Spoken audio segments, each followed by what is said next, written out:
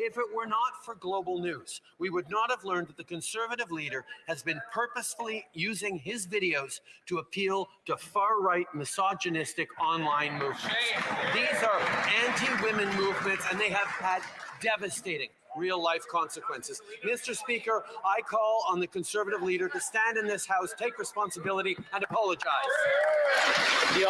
If it were not for global news, we would not have learned that the Conservative leader has been... There are a bunch of clapping seals.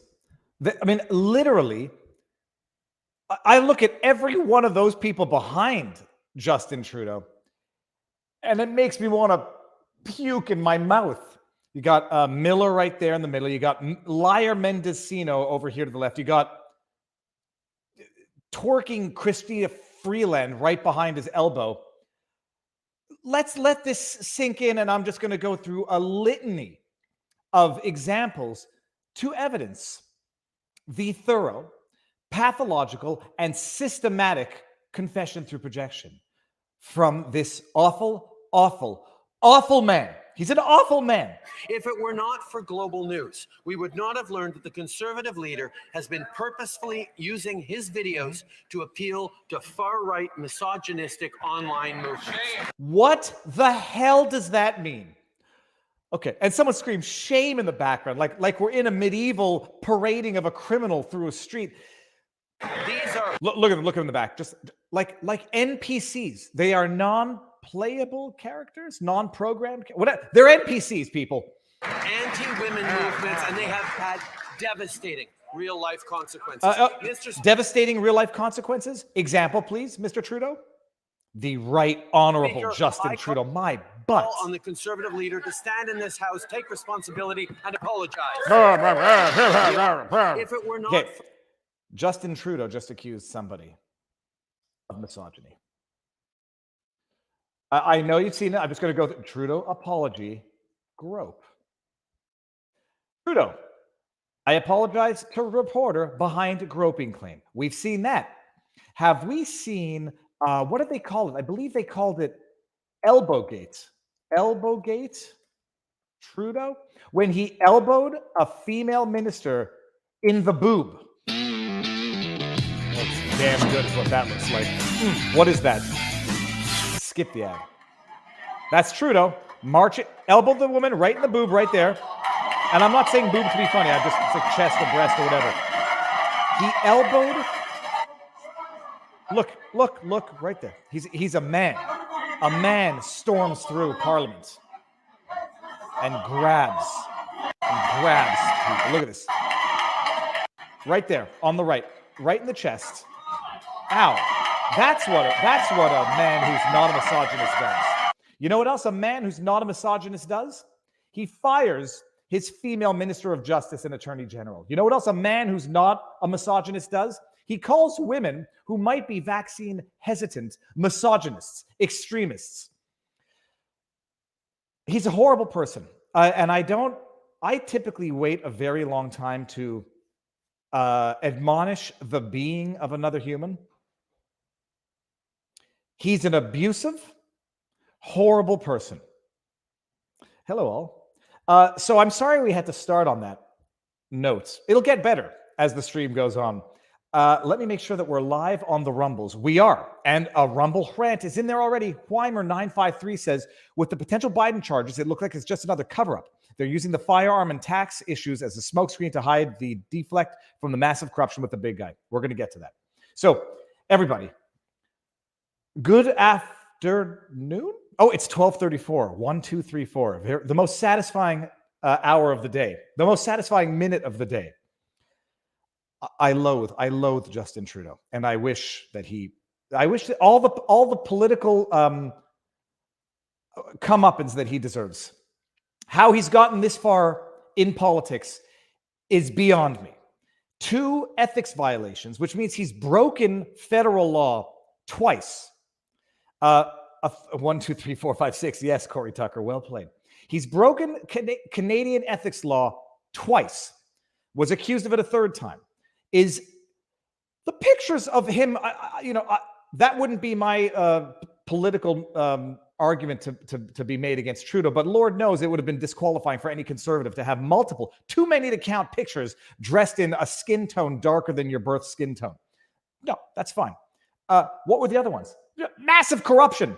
And the rhetoric alone in 2021, extremists, misogynists, racists, anti-science, they take up place. Do we tolerate these people? Ordinarily, that would cause someone to be removed from office.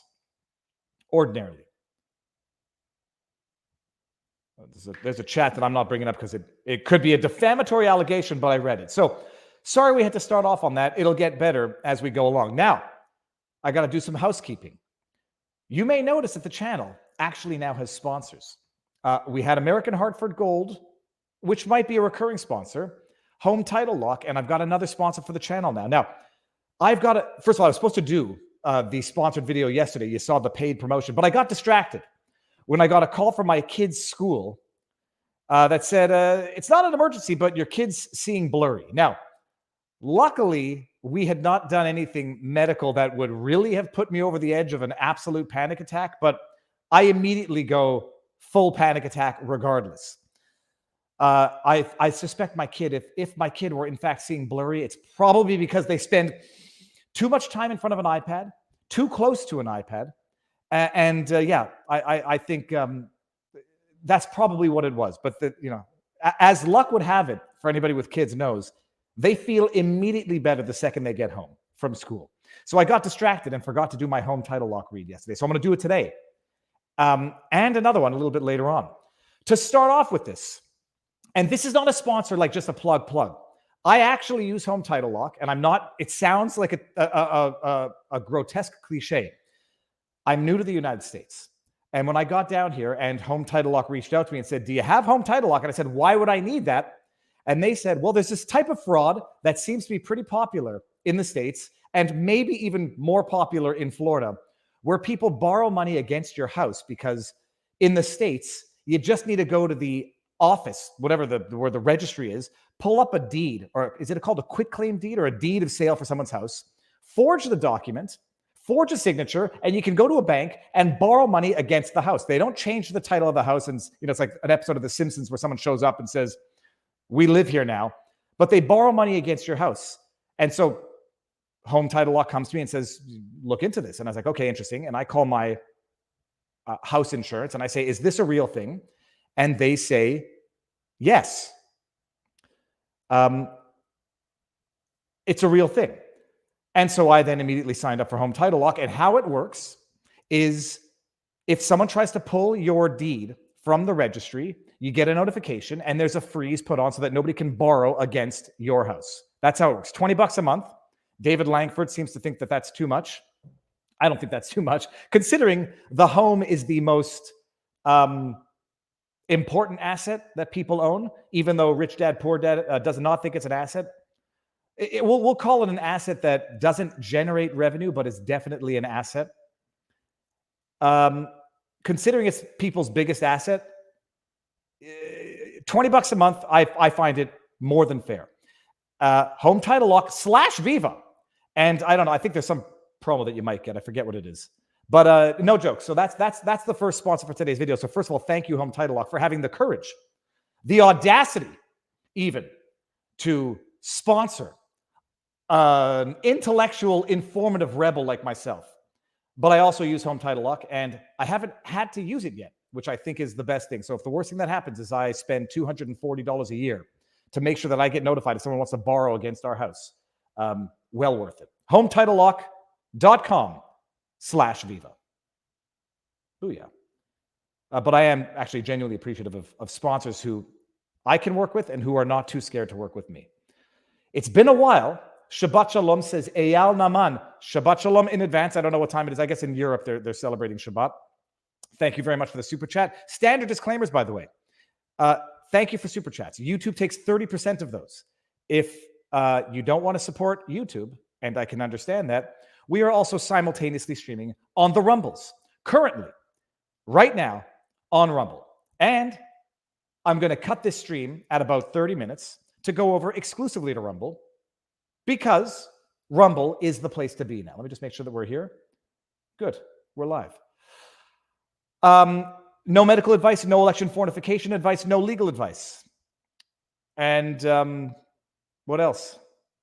Welcome to the channel, Stephen. I have not been very good lately with perks for the members, but thank you for the support.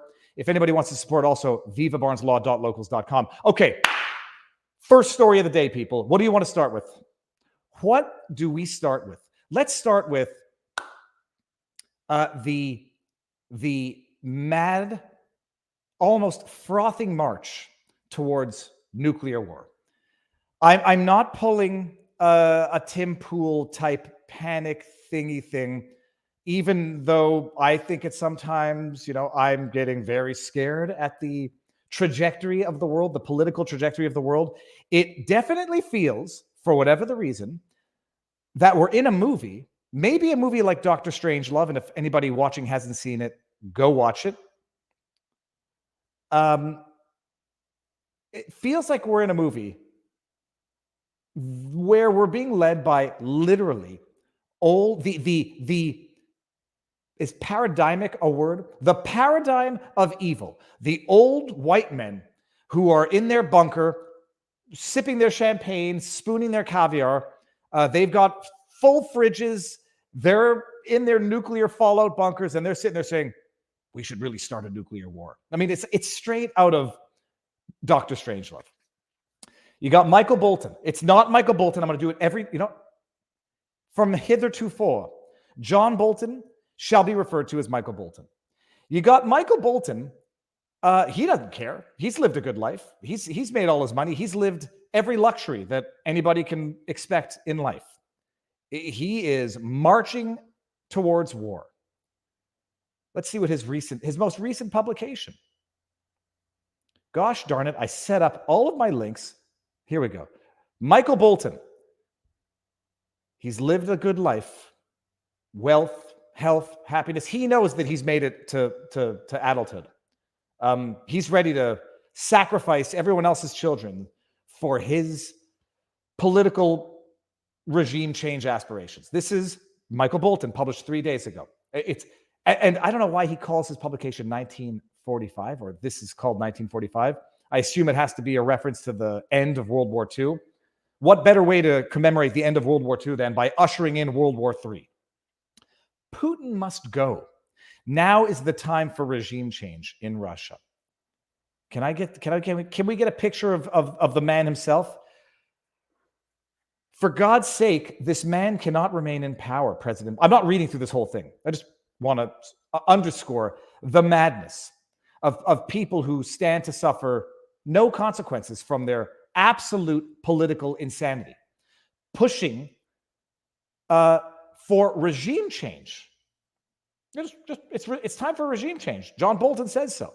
America says we need to replace the regime in Russia, a nuclear power, help defeat the Nazis in World War II. Regime change. We don't like them, and we get to say who leads other countries. President Biden said of Vladimir Putin in March, a month after Russia's second unprovoked invasion of Ukraine, in remarks the Washington Post called the most defiant and aggressive speech about Russia by an American president since Ronald Reagan. Biden's staff, however, immediately backpedaled, saying the president's point was that Putin cannot be allowed to exercise power over his neighbors or the region. He was not discussing regime change. Bolton is discussing regime change. It just goes on and on and on. It's just rubbish.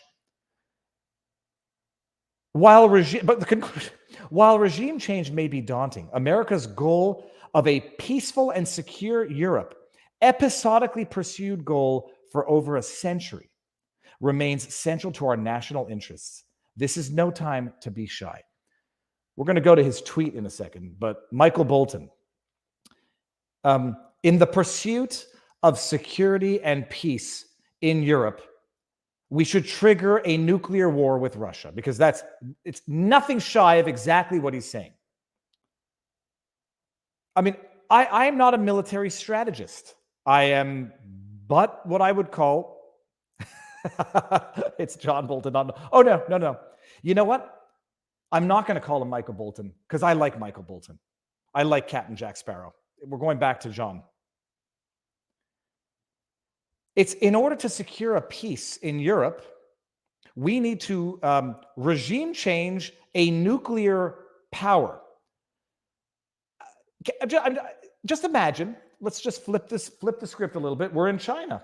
And Joe Biden becomes aware of government plans in China for regime change in America. Oh, they're entitled to their opinions, I'm sure Joe Biden would say. They're entitled to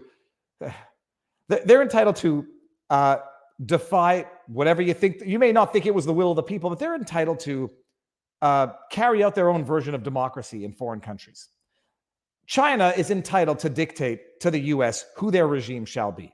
And if China doesn't like it, regime change. Yeah, I'm sure that would go over well. But Bolton, among others, this insane march towards nuclear war. Then you get Zelensky.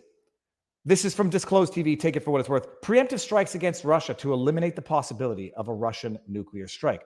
What does that sound like? But we got to get the video of Zelensky himself asking for this, so we can just truly appreciate what's going on. Is this it? This is not it. Let's get the Zelensky video. Give me 1 second for this. If you don't know what's going on, you need to. In as much as it's in our locals exclusive beforehand, we were doing the Serenity Prayer. God, grant me the courage to change the things I can. For goodness sake, we just did the Serenity Prayer in our locals exclusive before, and I forgot it again. It's basically change the things I can, accept the things I can't, and the wisdom to know the difference.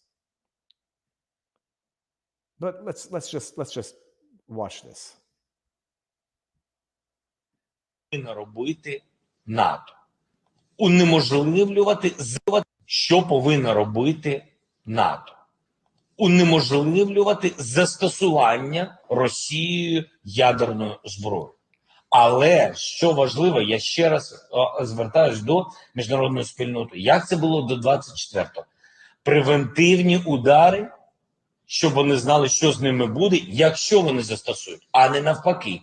Чекати ядерних ударів Росію, щоб потім сказати, ах, ти так, ну ось тримай від нас. Переглянути застосування свого тиску. Ось я вважаю, що повинна робити НАТО.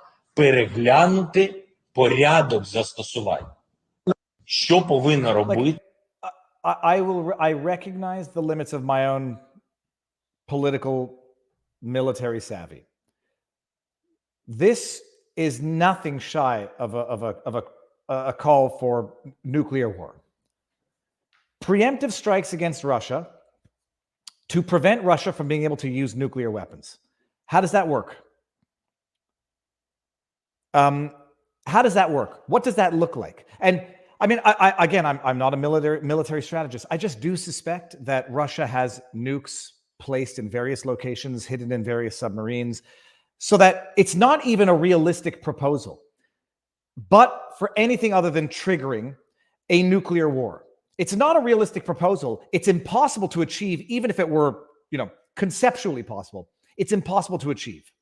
And so what it would be is nothing more than begging the West, whom has been providing billions and billions of dollars to finance this conflict, to escalate it to nuclear war. How does that play out well for Ukraine?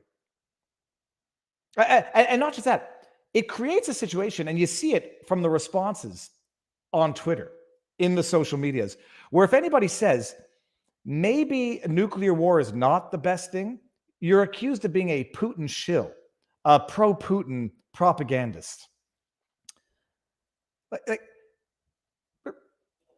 What we need to do is preemptively strike Russia so that they can't use nuclear weapons. To achieve that objective, it would require nothing less than an absolute nuclear annihilation of mainland Russia, which still would not achieve anything, because I strongly suspect there are submarine nukes and nukes elsewhere that will be detonated just to teach everyone a lesson. And this for what? Does this make anyone in Ukraine safer? And it really, like, I'm watching this in real time. And for right or for wrong, and I know people on both sides are going to say for wrong, I started off with this conflict understanding that I knew nothing. Very little, very little. I have a minor in Eastern European history, but that's 20 years old and I've forgotten it. I started off with this conflict knowing that I knew nothing about this conflict. But I started off knowing that at the very least, I knew that I knew nothing, and I wasn't going to take a position when the media says, "Oh, this war just started. It just started this year." I was like, oh, "Okay, I'm gonna take things that I don't trust for 800, Alex, because it's coming from mainstream media." And I learned, and what I've learned is that it's a little more complicated. This immediate comparing Putin to Hitler, yeah, that might work to silence people on social media, but it's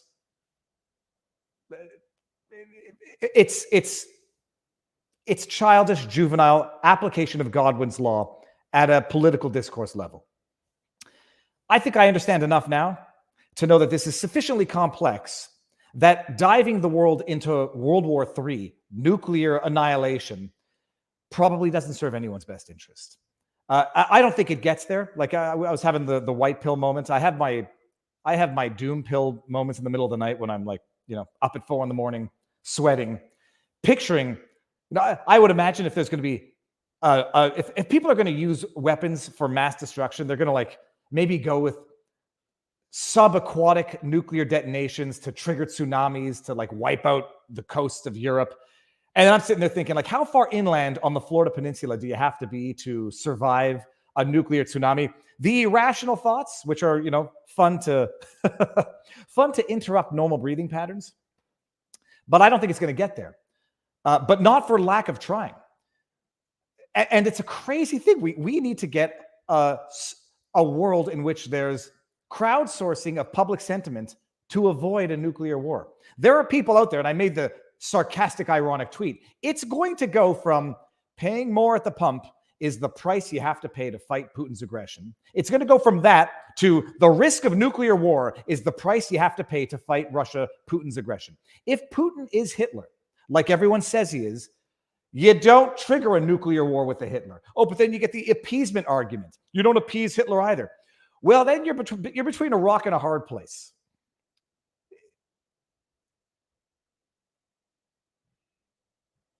Oh, I just read Great Langford. Come on, I'm not reading. I don't know if this is. I don't know what this. I can't. Doug Franco. I am temporarily in the States, and we'll see. I'm on a visa, and we'll see what happens if I renew and if I, go for longer term. But yeah, I'm in Florida now, working with Rumble, and it's an interesting time to be alive. It's an interesting time to be in the States, heading into November. The march towards nuclear war, the wars that are fought with the children of the people starting these wars, John Bolton, Joe Biden, not to be like, I'm not playing the race card or anything. It's just that in the movies, it's always the old villainous white man who's lived a life that other people would aspire to live, now sending the children of others off to their demise. And watching the progression of what's happened in the Ukraine, there's I don't know if it's an expression, and if it's not, I'm going to coin it. But aid, charity, goes from being unexpected to being appreciated to being expected to being demanded. It's like it applies in a lot of forms when it goes bad. The road to hell is paved in good intentions. Aid, charity, subsidies, it goes from being appreciated to being, what did I say? It goes from being unexpected to being appreciated to being expected to being demanded. And and then you get Elon Musk tweeting out a potential, an arguably diplomatic solution, which, by the way, should leave both sides mildly unhappy. Tweeting out a potential diplomatic solution to what could otherwise escalate into mutually assured destruction of nuclear order. It gets the response that Elon Musk got on Twitter. And yeah, all that to say, the silver lining, what is it called? What's the word I'm looking for? The white pill. It won't get there, but it's quite a world that we have to crowdsource public opposition to escalation of conflict. So that's it. How far inland do you have to be, Oklahoma? Oh, well, I mentioned in the local stream, I've discovered the Florida man meme since that tweet that I put out yesterday comparing my Quebec license picture to my Florida license picture, and now I've gone down the Florida man meme rabbit hole.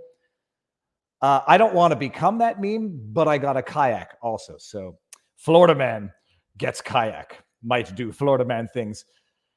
Stop voting for mad people is one thing, and underneath, it's an undemocratic world. So you got Zelensky begging the West for tactical strikes against Russia to disable their nuclear capabilities, as if that's strategically even possible. John Bolton, the war whore. And I will call him a war whore. The only problem with the war whore is that every rhyming thing, calling him a war whore, and I think I learned that term from Barnes, and I kind of like it. Never heard it before. I can't say war whore without thinking of the meme from Rittenhouse trial. 4 doors, John Bolton, the war whore. And you got everybody else. They are sufficiently politically desperate that they'll do outrageous stuff to distract and divert attention from, for example, potential criminal charges to be levied against Hunter Biden. What amazes me in that all of this, people's hatred for Donald Trump, the political left, hatred for Donald Trump is actually greater than their love for their own children. That's what blows my mind in all of this. They said Trump was going to be the last president of the United States, was going to trigger nuclear war. You could think what you want of Trump as a person. From a policy perspective, wasn't all bad. And now we are on the brink of nuclear war, economic, social devastation, massive inflation, but at least we don't have orange man mean tweeting. And that is enough for some people. They're still fixated on their Trump hatred, so much so that the Mar-a-Lago distraction is enough to continue to perpetuate in their minds, at least it's not Trump. Become the Florida. Well, I need an alligator weapon if I'm going to do that. I need something that I could use against an alligator. Does pepper spray work on an alligator? Oh, anyway, so that's it. That's yeah, it's blind hatred. And this isn't political. We're going to get to another story today of Joe Biden doing the right thing that Trump should have done 2020. Pardon petty marijuana offenses. He should have done it 2020. Didn't do it for whatever the hell the reason. Whether or not it would have had any impact, I mean, I'll let everyone in the chat address that, but Trump should have done it. Biden is now doing it conveniently a month before midterms. It's the right thing to do. Whether or not he's doing it for the wrong reasons, I've got an expression. I don't think it matters if you do the right thing for the wrong reasons. It's better to do the wrong thing for the right reasons. I don't know if that makes any sense, actually. Scratch that. Scratch that idea. Pepper spray would just piss off the alligator and probably make me taste a little better. I don't know if alligators like their human flesh.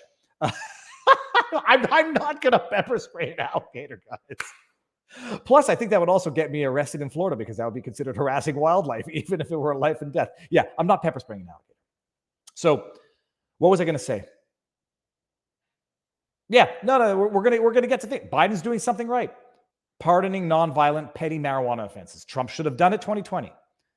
Didn't do it for whatever the reason. Now Biden gets to do it, gets to take credit for it, and gets to do it conveniently 1 month before midterms. We'll get there. But before we get there, people, sponsor number 2, I will give them credit for having the moral audacity to sponsor Viva Frei. By the way, I'm wearing the old Know the Vlog.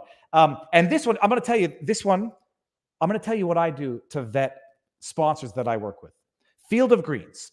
It's powdered greens. You're going to mix this in water, and it's going to look like you're drinking fish tank water. It actually tastes good. I never knew of this powdered green market either. and I'm skeptical, I'm nervous, and I want to make sure that things are good. So I got on a call with the doctor for Field of Greens, and I pressed him. I cross-examined him like an attorney, and I think for a second he might have actually said, maybe we don't want to work with Viva. He didn't say that, and I think he appreciated it. Field of Greens. It's powdered green stuff. Now, it's not a supplement. It's not an extract, which answered a few of my questions about potentially ODing on the stuff. The word is desiccated. Desiccated is going to be a new word in your vocabulary. Deseccated, which means dried and pulverized. So this is not a supplement. It's not an extract. It's actual food, USDA organic, made in America. And for those of you who don't eat your veggies, for whatever the reason, shame on you, eat your raw veggies anyhow.